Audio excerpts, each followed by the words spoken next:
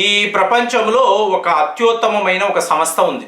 దీనిని world directorate of modern military air craft అని చెప్తారు.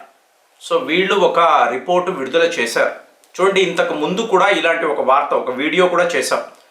భారత్ యొక్క ఎయిర్ పవర్ 3rd ప్లేస్లో ఉండడము, ఇమీడియట్గా చైనా వాడు అబ్జెక్ట్ చేయడం, ఇది కరెక్ట్ కాదు, మళ్ళీ రీఅనాలిసిస్ చెయ్యాలి, మళ్ళీ రిజల్ట్స్ మీరు విడుదల చెయ్యాలి. ఎందుకు అంటే చైనా వద్ద J-20 అనబడే 5th జనరేషన్ విమానము ఉంది, భారత్ వద్ద ఇలాంటి విమానము లేదు.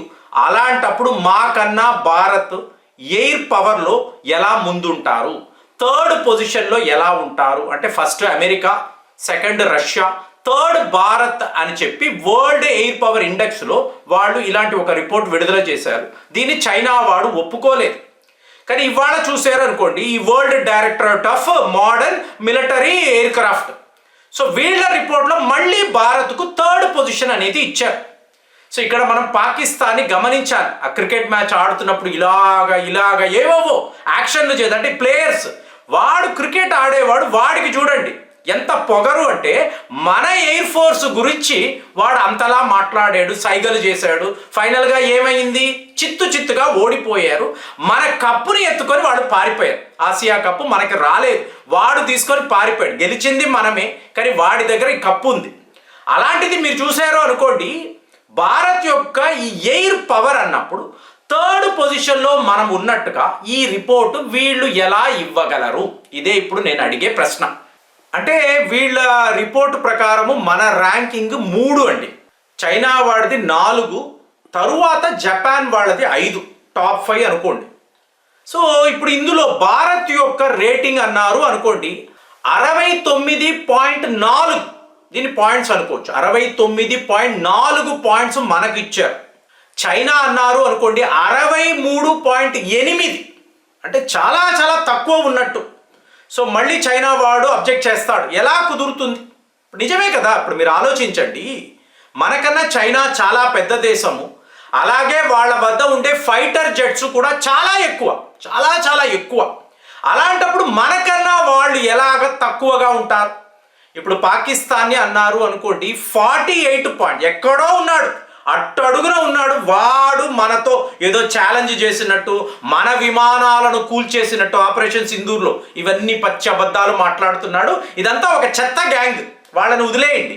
కానీ ఇక్కడ మనము చైనాతో పోటీ పడుతున్నాం. పోటీ కాదు, చైనా కన్నా మనం ముందున్నాము అన్నప్పుడు ఈ అనాలిసిస్ ఏమిటి? సో ఇదే ప్రశ్న ఈ సంస్థను అడిగారు. World directorate of modern military air craft, ఎలా చెప్తావయ్యా చైనా కన్నా భారత్ ముందుందని ఎలా చెప్తావు, ఇలాంటి పాయింట్స్, ఇలాంటి రేటింగ్స్ ఎలా ఇస్తావు అని అడిగినప్పుడు వాళ్ళు కొన్ని విషయాలు మాట్లాడారు. వాళ్ళు ఏమంటున్నారంటే చైనా వద్ద 3733 ఫైటర్ జెట్స్ ఉండొచ్చు, ఇక భారత్ అంటే ఒక 1700 ఫైటర్ జెట్స్ ఉన్నాయి, అవునా? సో అలాంటప్పుడు మీరు చూసారనుకోండి, మీకు క్వాలిటీయే కదా చూడాలి, క్వాంటిటీ చూడకూడదు. నీ వద్ద 3000కు పైగా ఫైటర్ జెట్స్ ఉండొచ్చు, మా వద్ద 1700 ఉండొచ్చు. కానీ వీళ్ళు చెప్పేదేంటి, ఒక స్టెబిలిటీ ఉంటుందండి. చైనా వాడు పూర్తిగా తన ఫైటర్ జెట్స్ మీద మాత్రమే ఆధారపడతాడు. అదే భారత్ అన్నారు అనుకోండి, ఆ వెరైటీని చూడండి. వీళ్ళు అటాక్ హెలికాప్టర్స్ వాడతారు, అలాగే వీళ్ళ మిజైల్ టెక్నాలజీ, రాకెట్ ఫోర్స్ సర్వము కూడా చాలా బ్యాలెన్స్గా ఉండడము అనేది ఇక్కడ మేము గుర్తుపెట్టుకున్నాము. దీనికి తగ్గట్టుగానే మా రిపోర్ట్స్ అనేవి మేము విడుదల చేసేయమని చెప్తున్నారు. అంటే ఎగ్జాక్ట్గా చెప్పాలంటే 1716 ఫైటర్ జెట్స్ మన వద్ద ఉన్నాయి. సకానికి సగమే కదండి. కానీ ఇక్కడ వాళ్ళు ఏం చెప్తున్నారు అంటే ఇక్కడ క్వాంటిటీ కాదు, క్వాలిటీయే ముఖ్యము. క్వాంటిటీ అన్నప్పుడు చూడండి, ఒక ఎగ్జాంపుల్ చెప్తున్నాను. ఈ చైనా దేశానికి సంబంధించిన విమానాలు ఉన్నాయి కదా, ఇందులో ఎన్నో పార్ట్స్ బోయింగ్ సంస్థకు సంబంధించిన పార్ట్స్ ఉంటాయి. సో ఇవాళ మీకు ఈ గొడవలు జరుగుతున్నాయి టారిఫ్ వార్లో. బోయింగ్ వాళ్ళు ఏం చేశారు, చైనాకు పంపాల్సిన ఈ స్పేర్ పార్ట్స్ను పంపడం లేదు, వెళ్ళడం లేదు, మెయింటెనెన్స్ లేదు, రిపేర్లు లేవు. 200 విమానాలు, చైనా విమానాలు ఇవాళ పక్కన పెట్టేశారండి, మీకు వాడడానికి లేదు. చూడండి 200 మీకు ఫ్లైట్స్ అంటే ఇది ఎంత పెద్ద విషయం. సో అమెరికా వాడి యొక్క ఇన్ఫ్లుయెన్స్ చైనా మీద ఎంత ఉందో చూడండి. వాడు ఫలానా పరికరాలు ఫలానా టెక్నాలజీ ఇవ్వకపోతే చైనా వాడు చాలా ఇబ్బంది పడతాడు. ఇక్కడే మనము గమనించాలి, ఇది అమెరికా యొక్క ఇంపాక్ట్ ఎక్కువ ఉందా లేదా వీళ్ళు చైనాను ఒక గ్లోబల్ ఎనిమీలా చూస్తున్నారా? చూడండి, అమెరికా వాళ్ళు చెప్తున్నారు ఈ ప్రపంచము ఇవాళ అతిపెద్ద పోరులో ఉంది. ఏంటి పోరు అంటే చైనా వర్సెస్ వరల్డ్. అంటే చైనా ఈ ప్రపంచముతో ఒక యుద్ధము చేస్తుంది. ప్రపంచము ఈ యుద్ధములో గెలవాలి అంటే అమెరికాతో భారత్ కలిసి ఉండాలి, ద క్లోజెస్ట్ ఎయిలీగా ఉండాలి. భారత్ మాతో ఉంటే మేము చైనాను ఓడించగలము. మరి మనము ఉన్నామా అంటే మనం చైనా వైపు కదా ఉన్నాం. రష్యా చైనా భారత్ ఫ్రెండ్షిప్ అంటున్నాము. మళ్ళీ మనల్ని మెల్లగా చూడండి, మీకు డొనాల్డ్ ట్రంప్కి నోబెల్ బహుమతి రాలేదు అని అనిన వెంటనే మొత్తము మారిపోయింది, వెర్షన్ అంతా మారిపోయింది. మీకు మోదీ గారు నా బెస్ట్ ఫ్రెండ్, భారత్తో మాకు ఇంకా ఇంత పెద్ద వ్యాపార ఒప్పందం కావాలి, మలేషియాలో మేము సంతకాలు చేయబోతున్నాం, ఇంత మాట్లాడుతున్న వాళ్ళు అలాగే ఈ సంస్థను కూడా ఇన్ఫ్లుయెన్స్ చేసి రేపు భారత్ చైనాతో యుద్ధము అన్నప్పుడు వీళ్ళ ఎయిర్ పవర్ ఎలా ఉంటుంది, చైనా వాళ్ళది ఎలా ఉంటుందో ఒక్కసారి మీరు అనాలిసిస్ చెయ్యండి. భారత్ వైపు ఎన్ని దేశాలు ఉంటాయి, చైనా వైపు ఎన్ని దేశాలు ఉంటాయి, ఇవి కూడా మీరు చెప్పండి. ఇవన్నీ కూడా వీళ్ళు ఇన్ఫ్లుయెన్స్ చేశారా అంటే అలాంటిది ఏమీ లేదండి.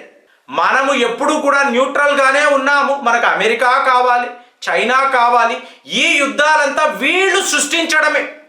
ఇప్పుడు ఈ రేటింగ్, ఈ ర్యాంకింగ్ ఇది మారినా కూడా మనం బాధపడం. ఎందుకంటే వాళ్ళు గత 40 ఏళ్ల నుంచి చేస్తున్న ప్రయత్నాలు మనము హార్డ్లీ 10 ఏళ్లే కదండి, 10 నుంచి 12 ఏళ్లలోనే ఇలాంటి ఆయుధాలు. ఇంకా చెప్పాలంటే చైనాతో స్టాండ్ ఆఫ్ అయిన తరువాతే మనము S-400 అన్నాము, రఫేల్ విమానాలు అన్నాము, సో సూపర్ సుఖాయిలు ఇవన్నీ మాట్లాడుతున్నాం కదా. అంతకుముందు మన దగ్గర అంత ఎయిర్ పవర్ అనేది లేదు. ఇప్పుడు చైనా వద్ద యూనిట్స్గా చూసినప్పుడు 3733 యూనిట్స్ అన్నీ కలిపి, అంటే మీరు విమానాలు, హెలికాప్టర్స్, డ్రోన్లు అన్నీ కలుపుకోండి, మొత్తం కలిపితే వాడి ఎయిర్ పవర్. కానీ అదే ఓన్లీ ఫైటర్ జెట్స్ చూశారు అనుకోండి, మీకు 1500 ఫైటర్ జెట్స్ మాత్రమే. మరి భారత్ అంటారా 800 మాత్రమే. అయినా కూడా మన వద్ద ఉండే రఫేల్స్ వాటి పనితనాన్ని ఆపరేషన్ సింధూర్లో అందరూ చూశారు. మరి వాడు చెప్పుకునే J-20 ఎక్కడ ఏ యుద్ధాన్ని చేసింది? లేదు కదా. అలాగే మన సుఖాయి విమానాల యొక్క పనితనము ఎన్నో సందర్భాల్లో ప్రపంచము చూసింది. ఇవాళ మనం సూపర్ సుఖాయిని మాట్లాడుతున్నాం. అలాగే అపాచీ హెలికాప్టర్స్, వీటిని కూడా మనం వాడతాం కదా. సో ఓవరాల్గా స్టేబుల్గా బ్యాలెన్స్ అన్నప్పుడు భారత్ యొక్క ఎయిర్ పవర్ అనేది చైనా కన్నా ఎన్నో రెట్లు బెటర్గా ఉండడము. కాబట్టే ఈ రేటింగ్స్, దీన్నే వాళ్ళు రియల్ వాల్యూ అంటున్నారు. సో రియల్ వాల్యూ చూసినప్పుడు యుద్ధం అండి, ఎన్ని ఆయుధాలైనా ఉండవచ్చు, కానీ ఆ రోజు మీ పర్ఫార్మెన్స్ ఎలా ఉంటుంది, మీ క్వాలిటీ ఆఫ్ వార్ ఏమిటి, ఇది కదా చూస్తారు.